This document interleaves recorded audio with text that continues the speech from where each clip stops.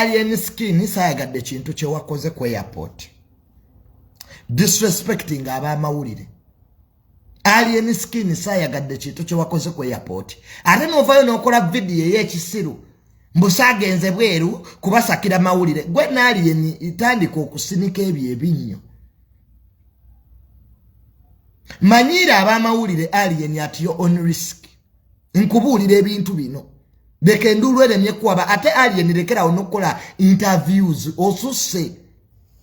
gwe buli kiseera olinga TikTok yimirira n'abamawulire you are now a brand alien oyina okukyusaako munneeyisayo nakugamba erinnya lyangu lyakukola naye okulisuula erinnya lijjirako obukwakkulizo don't disrespect journalists yimirira omuntu omweddakiika 2 nti yes nkomyewo okuva ebweru nebaza nnyo basapota bange kimala notandika okumanyira abamawulire sebo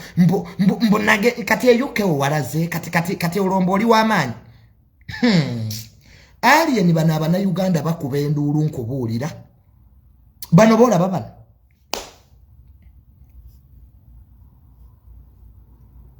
nga nno wafuna erinnya wandibadde nno okwatagana n'abantu nkubuulira alien enduulu gye bakubira ebiwaano babiyita batya mu luzungu sarcastic ebiwaano goza abasinga obungi mbu bakwagala babakwetolodde wano bazikubira moze radio tali mu ttaka tebamwerabira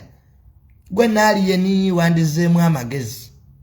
n'otegeera nti weetaaga amawulire okusinga engeri gye gakwetaagamu si papa yabavumanga aliwa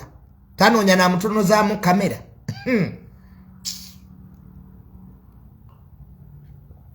so mukwano toddamu kukola interview za kisiru alien yoyogera nnyo sirikako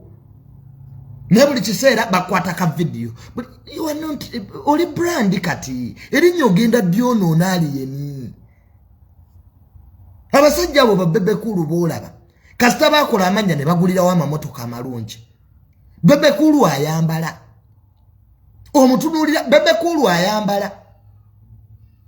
gye bayita modern musician omuyimbi w'ekyasa 21st century olina okubanga ovuga emmotoka nnungi olina okubanga oyambala ebyo ebyalaga biveemu ebyo ebyekisiru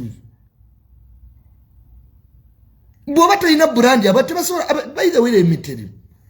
bw'oba tolina brand goloza lwaki bazali tubaagala